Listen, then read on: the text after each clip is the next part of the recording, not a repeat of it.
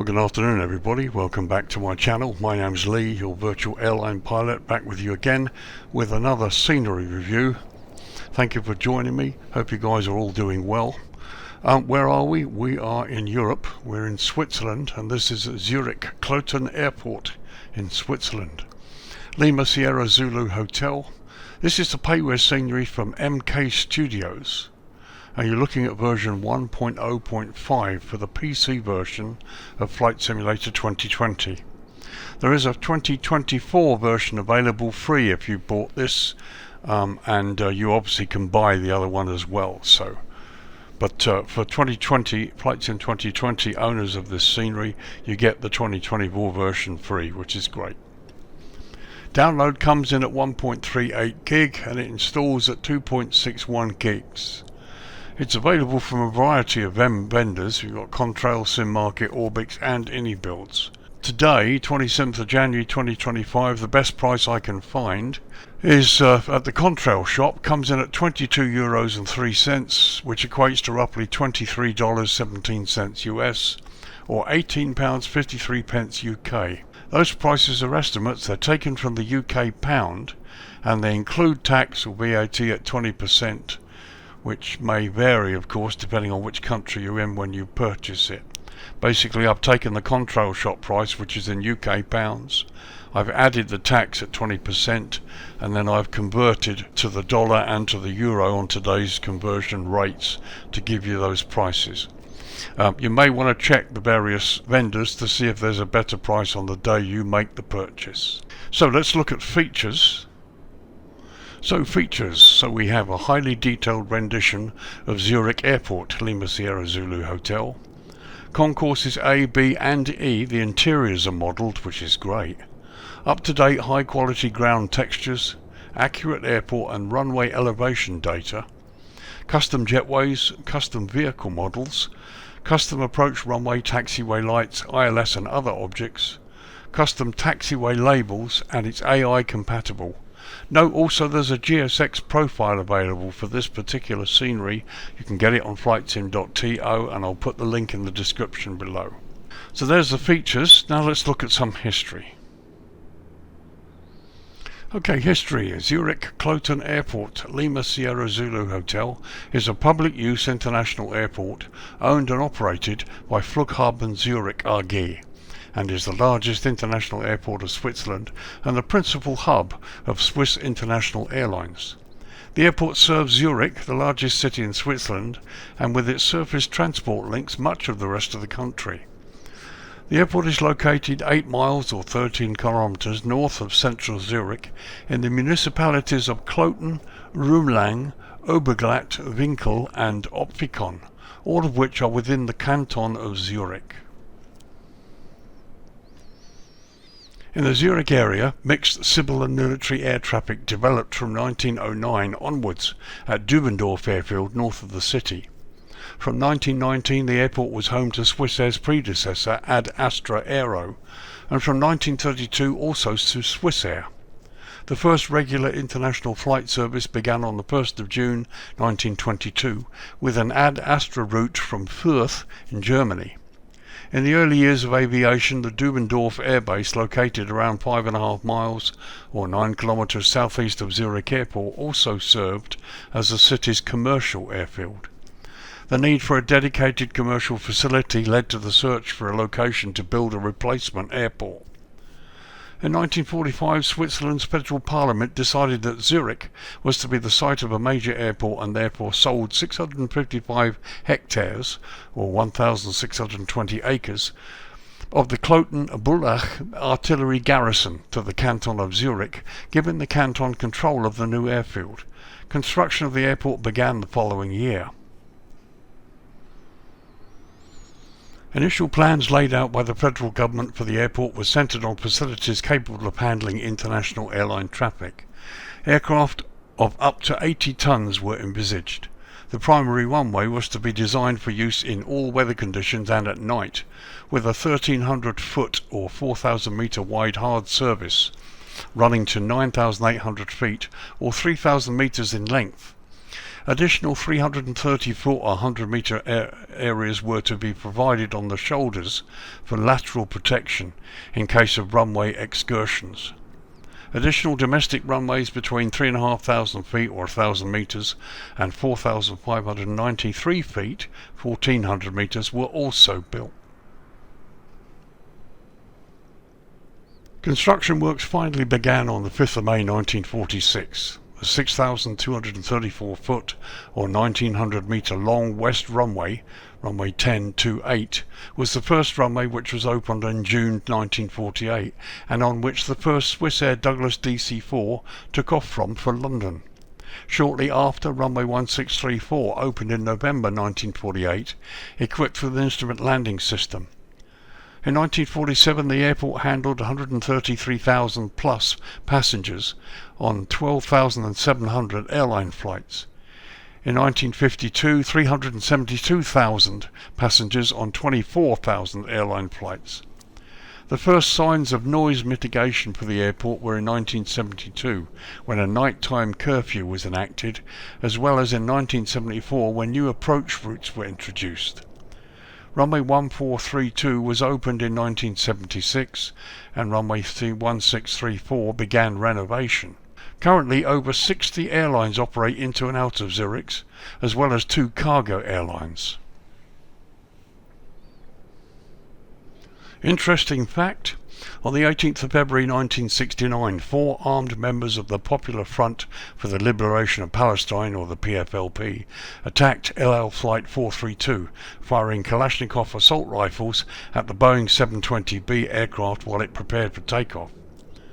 The Shin Bet employee Mordecai Rahim fired back with his pistol and killed the terrorist Abdul Mohsen Hassan. The 3 remaining assassins were each sentenced to 12 years in prison. The aircraft's co-pilot subsequently died of his injuries. So that was history. Let's look at the runways here. Okay, runways. So I've lowered the lighting. It's 4:45 in the afternoon. It's January, late January 2025 is the time of recording this video. So Zurich Airport operates 3 runways.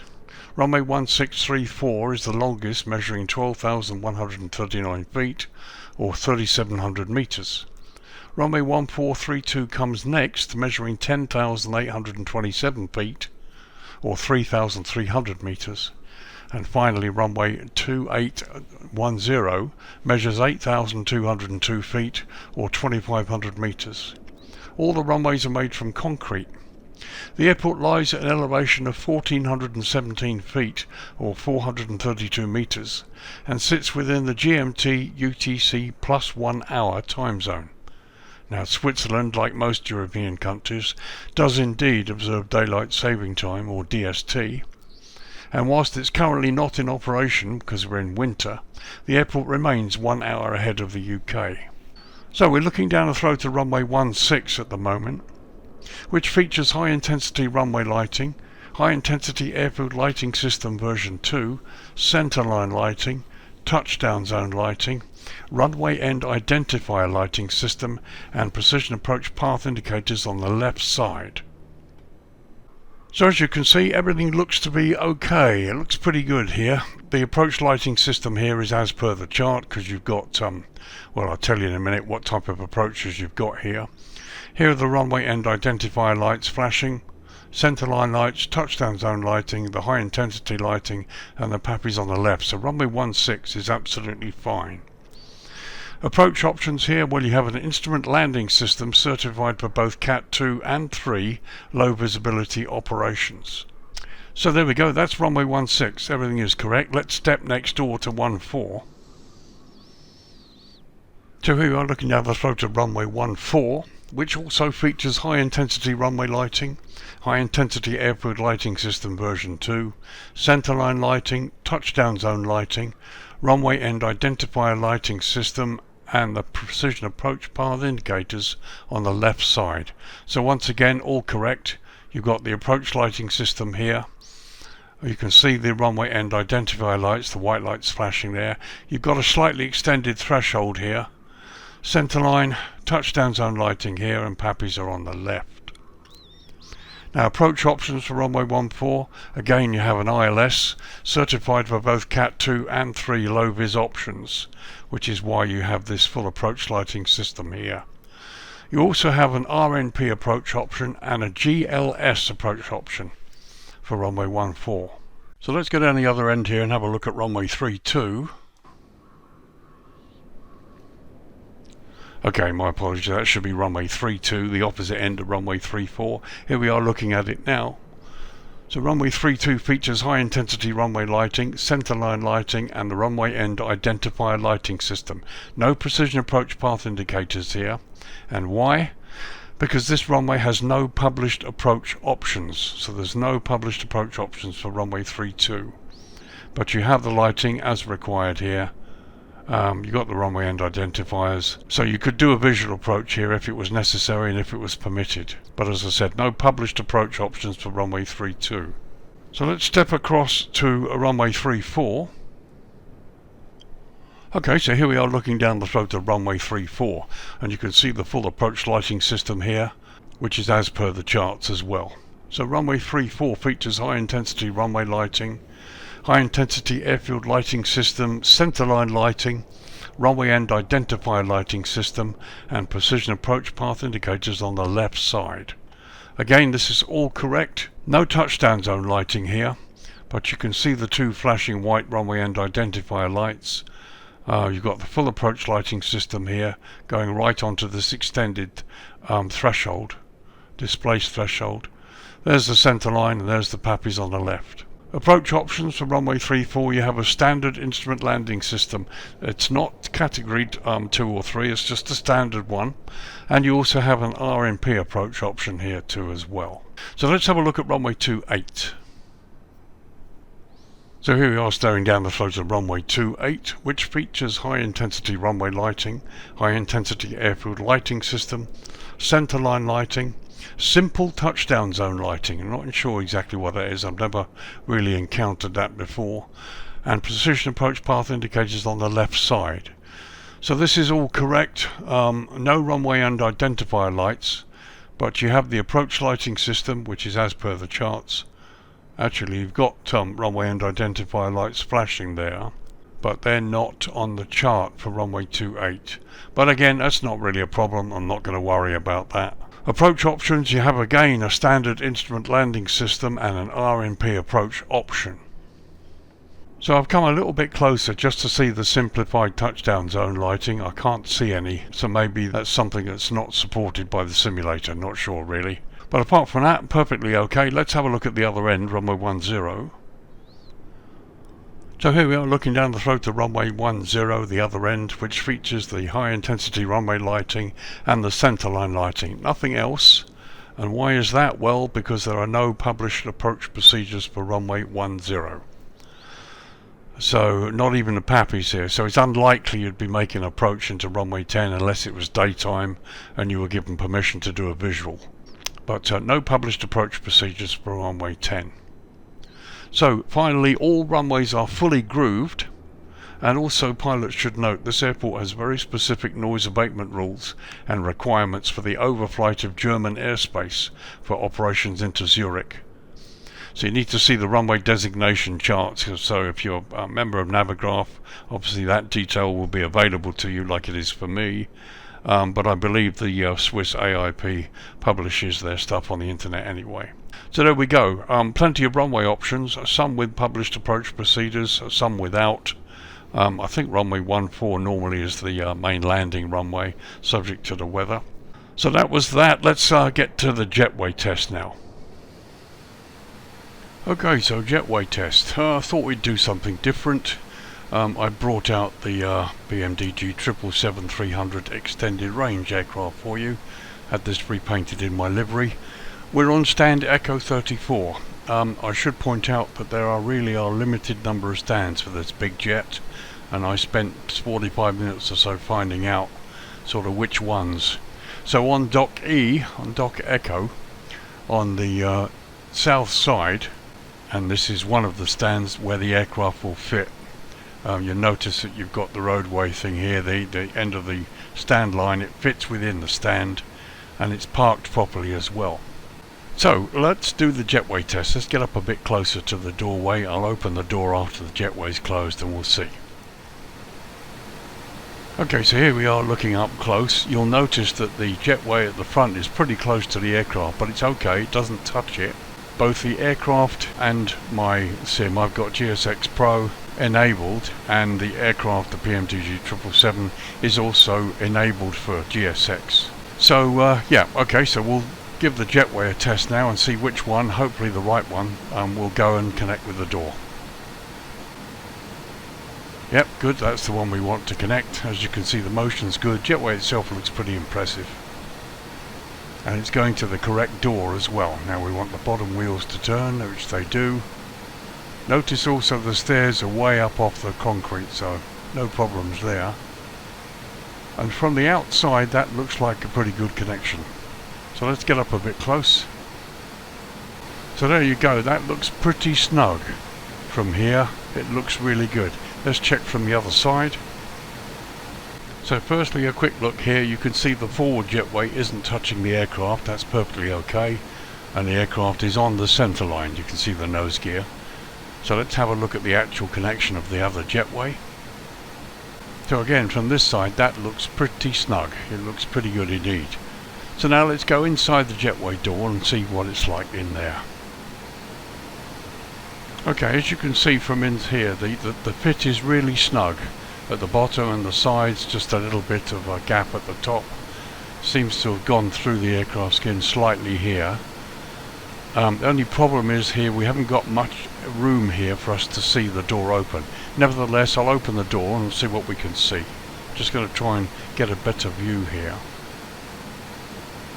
So this is the best view I can get, and as you can see, the jetway itself is up snug. There's not a lot of room for the door to open. We'll give it a go anyway.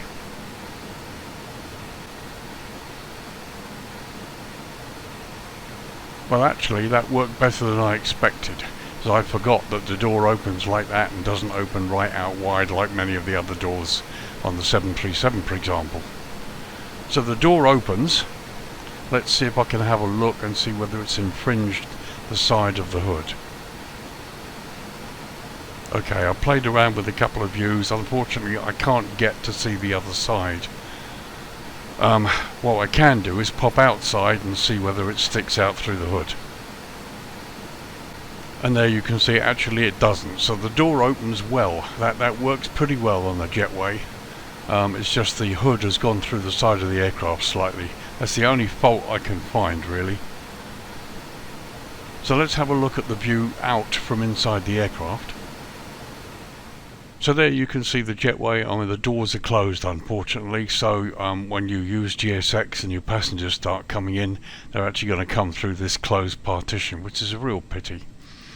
But as we can see, the jetway connects and the door opens, and that's pretty good. Now I need to have a look in the cabin and see if it's gone through the side of the cabin. So here we are inside the business class part of the cabin. Can't see anything going through there. And here we are on the flight deck, and to be honest, I can't see it in the flight deck either. And here we are looking through the forward door. There you can see the door to the flight deck, and once again I can't see anything that's gone through the side of the skin. So all in all, that's a pretty good jetway connection. So here's a quick look at the jetway itself. You know, for GSX purposes it's going to be great here because you're going to see passengers going up and down here. It's just a pity that the doors are closed there. But it's a good connection. The wheels turn properly, they're facing the right way. The jetway connection is pretty snug, both top and bottom and at the sides. And yeah, then the door opens. I'm proved wrong. Obviously I've totally forgot that the door opens differently on the 777. But yeah, I thought we'd bring the big bird out for you to have a look at and just see how this works. And visually, the jetway looks fantastic. Okay, let's disconnect the jetway now. Once again, the hood springs back, the jetway moves away. That's very nice. So there we go. I just thought it would be really good for you to see. And lastly, before we go, a quick look out of the flight deck. There you can see passengers walking along the airside walkway, and you've also got the visual docking guidance system here.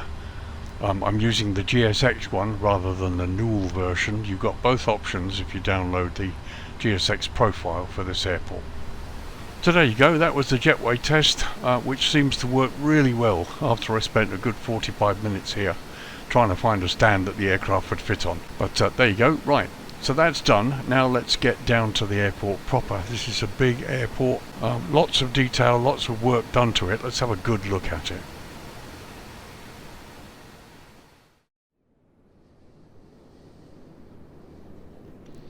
Okay, welcome back. So I put it up to the daytime. We're just after midday. You've got the runway 10 threshold just here, so I thought we'd do a low pass over the airport towards the central area and then loop back and have a look at this area here. So what you can see, I mean, I just love the way this looks. They've done a lovely job in terms of putting it in to the default scenery. There's a VOR station just below us there. There's additional parking. And here we come to the central area, terminal area.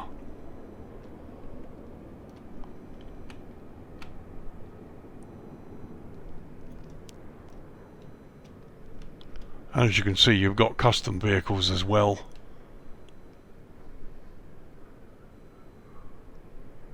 It's just really nice. It's at least as good as the FSDreamTeam version. And if you have that, well, you've got that. That's really good. You've got really two wonderful options for Zurich here, which is really good. I mean, the quality of the buildings, the texturing, the weathering, all looks really good here. And even the cars and the vehicles seem to track the roads correctly. Visually, it's a really a good visual entertainment here. And the buildings look great. I mean, I can't wait to see these at dusk. Clearly, they're going to look really good. So you've got maintenance hangar there. Swiss maintenance hangar. There's an aircraft in there, and of course it's open. We'll have a quick look, shall we? So there you are, the inside of this hangar. You've got two aircraft in there. You've got one chap down there to the right. So we continue the tour.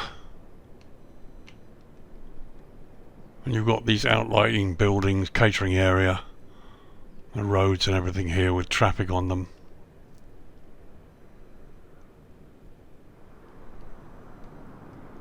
So it's really good. I mean, it's getting to the point where you sometimes look at it and can't really work out where the airport ends and where the default scenery begins.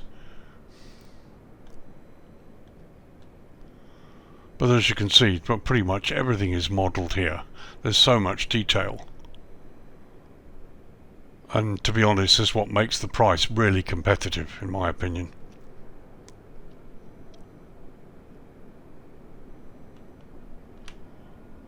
It's just very good.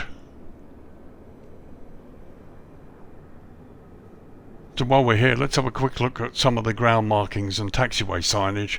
Here you can see we've got working WIGWAGS or runway guard lights. The signage looks pretty good. Airfield edge lights, which we will see blue during the night time. And again, the signs are all nicely on plinths. And here's a good idea to show you just how much detail they've done here. Here are the blue airfield edge lights, and they're really nicely modelled. Very different from the bog standard ones you see. And this is a nice touch. You got these little signs here. There goes one of our vehicles. Pity there's no driver, but there you go. Pretty impressive. So let's head across the runway to the Echo stands, or the Echo apron. Again, you can see the quality of the signage and the ground markings. All looks really impressive.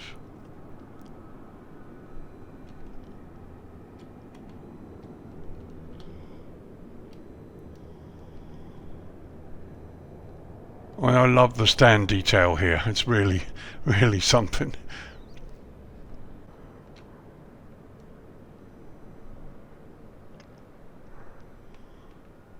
It's really nice.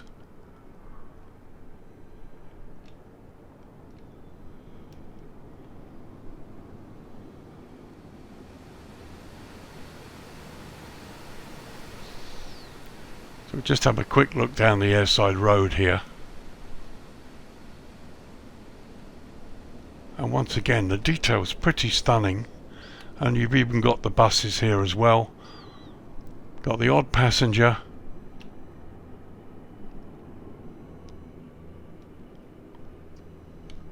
And the detail is really impressive.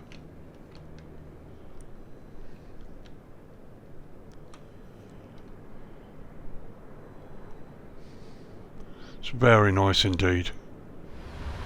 Okay, so here's the view from the flight deck during the daytime. We're parked on Echo 34 in the 777 PMDG from PMDG. And this is the view from the captain's side when you look forward. Again, can't wait to see it at night time. And there's a view from the captain's side. And when the plane is deboarding and you're using GSX with the passengers, you'll be able to see them going up here on the captain's side, which is quite impressive. And there's the view across the first officer's window.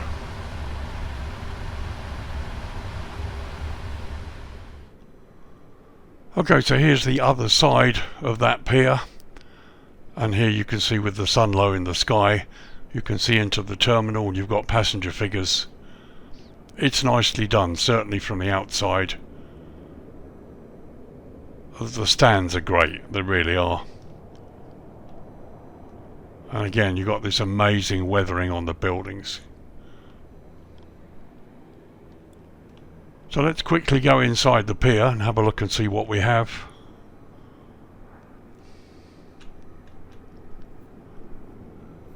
And there you go, you've got quite a nice basic interior, nicely modelled, static people, nothing terribly serious, all looks pretty good.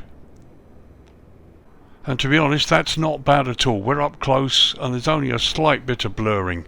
The departures board there looks pretty good, to be honest. And there's a quick overview showing you the inside. Lots of static people, not too many, just enough. Got a line of passengers at the gate there, and we've got a gate attendant, which is brilliant. So let's track across back to the main airport area. Again, you can see brilliant signage down there on the taxiways. I like this airport a lot. And as you can see from the movement of the camera, very little real frame rate issues at all.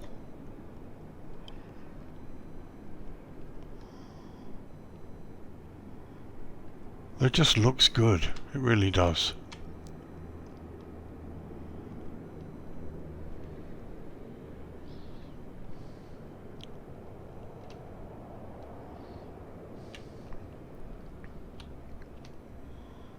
And even the ends of the jetways look good as well.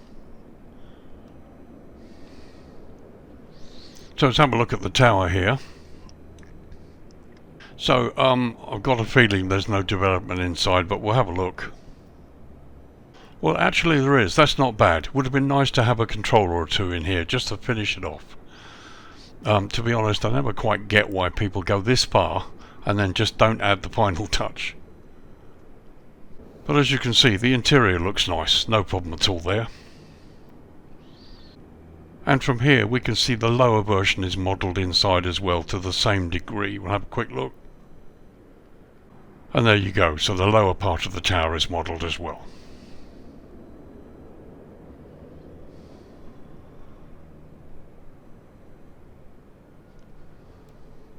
So as we travel across to what would be landside, again, the modelling, the quality extends to hotels and things landside as well.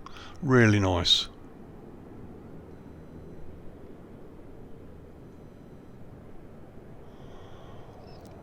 All modelled in 3D, just what you want, complete with road signs. You know, this is excellent.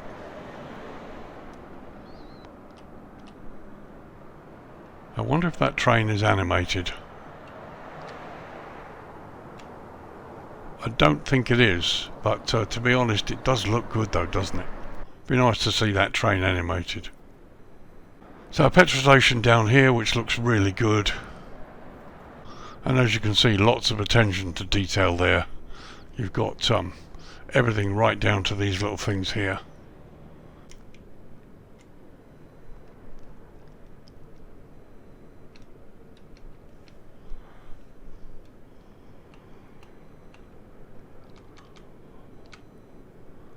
So there's the track that would go into the airport itself.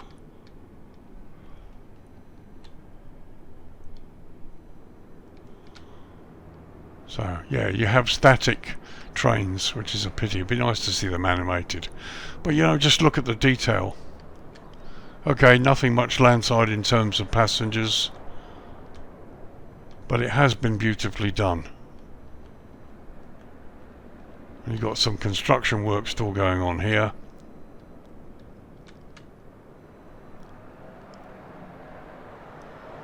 The vehicle's going down the road, and they are actually tracking down the road, which is great.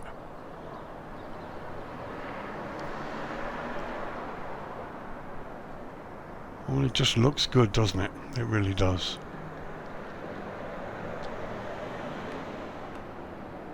And another static train over there.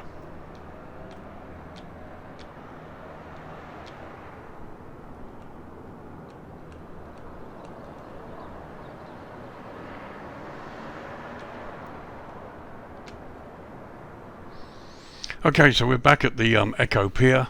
I thought we'd turn the lighting down to dusk now and have a look and see what the lighting's like. Okay, 18 minutes past 5. Lights came on about 3 or 4 minutes ago, and here you can see how subtle it all is. I mean, it looks really great even from up here. And looking across to the main part of the airport, and the lighting is great. All of the areas that need to be lit are lit quite nicely. You can see the blue airfield edge lights. You have green centerline taxiway lights, which is a big help. And as we can see here, pretty much everything is lit. And here below us you get a good view of the taxiway signage and the lighting that appears on them. So once again, a view from the flight deck at dusk. Here we are looking forward from the aircraft out onto the, we're on Stand Echo Thor, and here you can see what it all looks like. View from the captain's side. Nice to be able to see part of the sunset reflecting in the windows here. And there we are looking across the first officer's window. So here's a nice close-up shot of the stand that we're on. We've got the 777, we've got GSX loaded, so we've got the GSX vehicles here. Actually haven't set up anything to work yet, but it just looks really nice, doesn't it? And here's a close-up of the stand. It looks great. And here's a quick view of the stand next door. Just wanted to show you the fact you've got the jetways all beautifully modelled here, with the lights, warning lights on them, and the end of the jetways lit as well as the interior. So great to be able to see things happening during dusk. Probably the only little anomaly I've seen, certainly during the jetway test, you've got these wheel markers here, but obviously the wheels aren't there, so they need to be reset. Whoever designed the scenery here needs to just relocate these markers here, which is where they should fit. You've got the stand safety area, manoeuvring area here, which is good. So a little tour across the stands. There's my aircraft. I mean, for you pilots, this is what you want to see, and it does look impressive.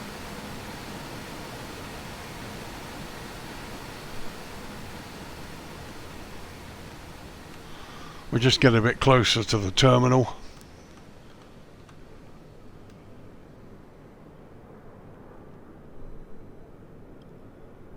And it just looks good. It's been beautifully done. The lighting is excellent.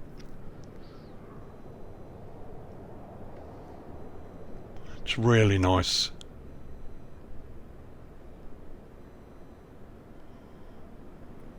So let's have a little just trip across the taxiways here, and you have a look at the signage at dusk. I mean, nicely done. They've even done the little roads there that the vehicles use Here you've got the wigwag lights as we enter one of the runways,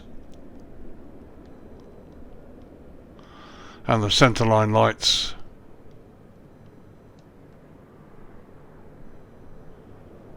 And once again, look at the detail on the modelling here. Here you can see the wigwags close up, and they're really good. Here you've got the high intensity airfield lighting system for the runway, all set in a proper light. And again, the blue airfield edge lights are not just blue blobs sat in the concrete, they're all nicely done. Very, very good indeed.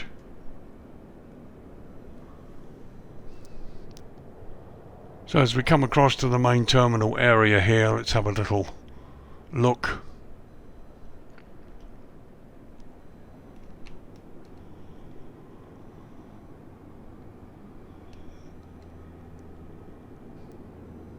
And you can see, I mean, I just love the detail, the way this has been done.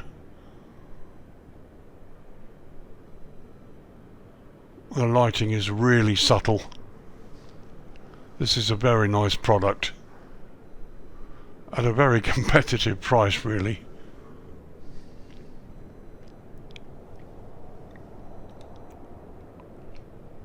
It's really good.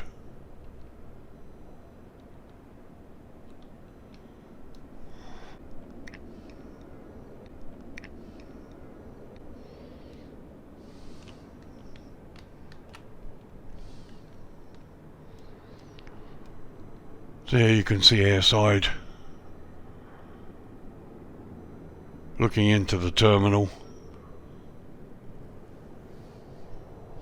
Very nice indeed.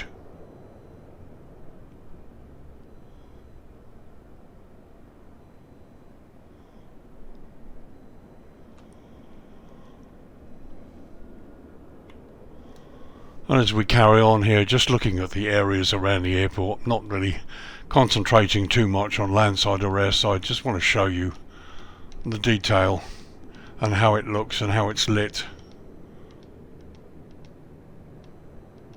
So static cars on the roadways here, and here you've got parallaxing of a really good quality.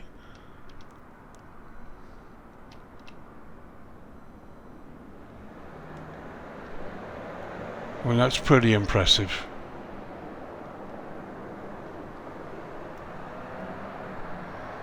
There are the landside roads with signage.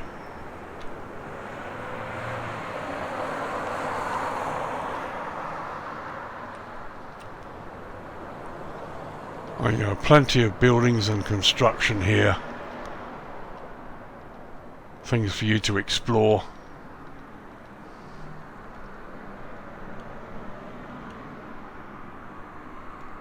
It's really nice.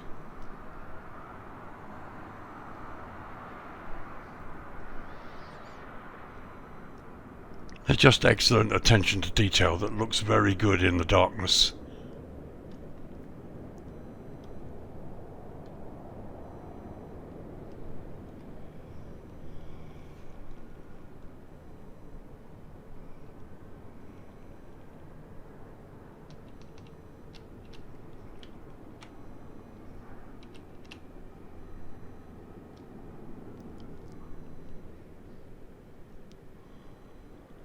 So here we approach the maintenance hangar we looked at earlier with the aircraft inside, and once again brilliant lighting.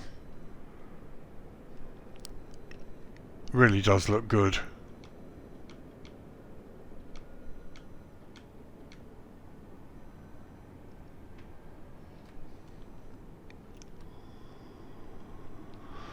And just this other area here that we had a brief look at before. I mean, the attention to detail is really good. These are the sort of sceneries that you really like to see. So there's a high level shot showing you the Echo Pier at dusk. Looks really good. I mean, just you can't fault it. Let's drop it down to night time now. Okay, 10 PM local time. As you can see, the sun is basically gone. And this is what the stand, everything looks like at right in the night time. As you can see, the stands are well lit. There's plenty of lighting there on the stands. There's just about the right amount of lighting. The green centerline lights will help you get to where you need to park. And yeah, it just looks good, doesn't it? It really does. And then looking across to the rest of the airport, as you can see, the taxiway signage down on the ground looks really good, even from this height. And you can see they have the reflections in the grass and the concrete, which is just quality for me. Looks really good. You've got the red stop bars as well.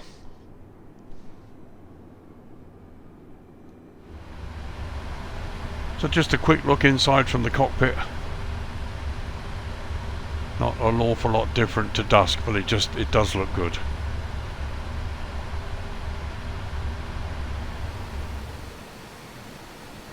So I just thought we'd operate the JETWAY just to get that kind of pretty fancy looking at an open door of an aircraft there. You potentially walk outside and pull. So I thought we'd connect the JETWAY just to have a look at this. Here's the stand with my aircraft parked on, Echo 3-4, at night time. And it all looks just so good, doesn't it? I think it's really impressive.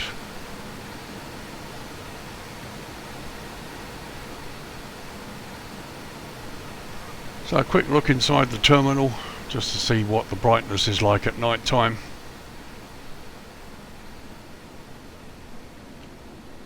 And it looks great, it looks fine.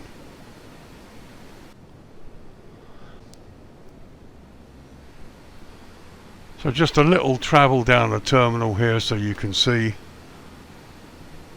Nice to see escalators there. Can't see any passengers here though. But the terminal, I mean, it's nicely developed, you can't argue with that. Oh, we've got a few people up here by the looks of it. Yeah, passengers in the right area, but not everywhere.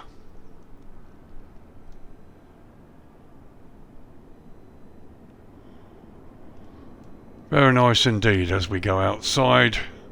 And look, you've even got traffic lights on the airside road system. Now here's a tunnel. Now tunnels are a bit strange in Flightsim.To. Most of the time you see them blocked. I've got a feeling this one's blocked as well. Yes, it is. Very rarely do you see tunnels open.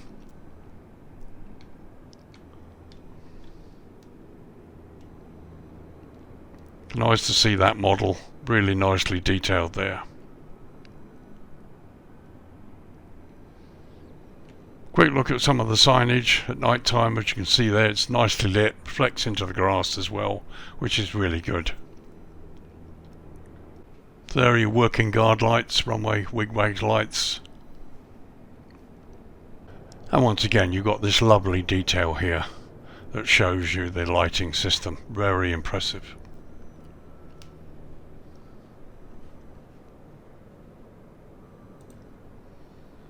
So as you can see, that was night time, plenty for you to explore.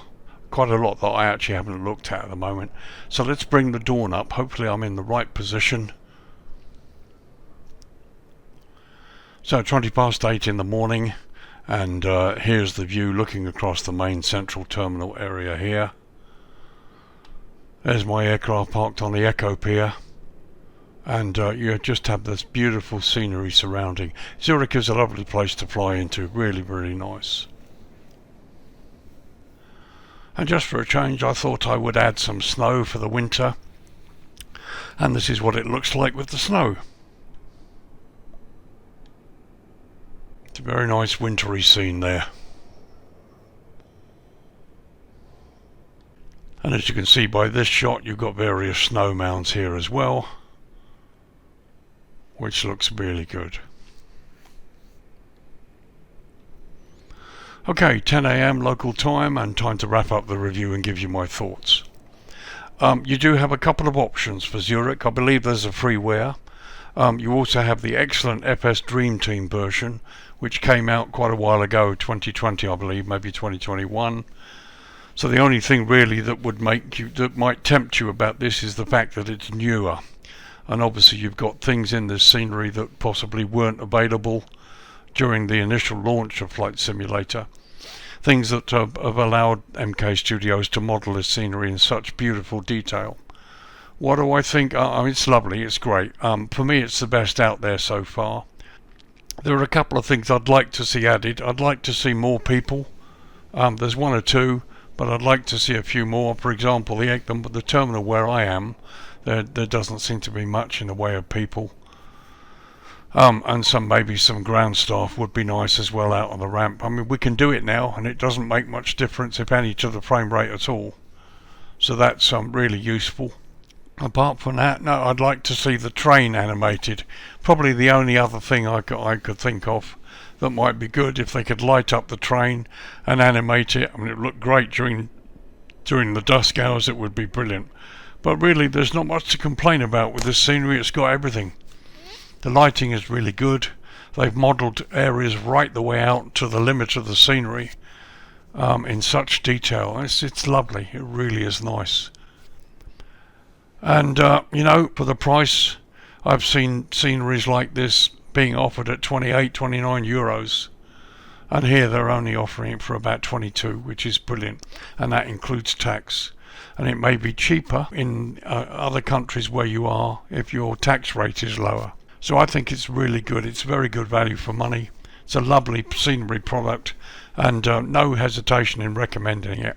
So there you are, folks. It's Zurich KLOTEN Airport in Switzerland, Lima Sierra Zulu Hotel.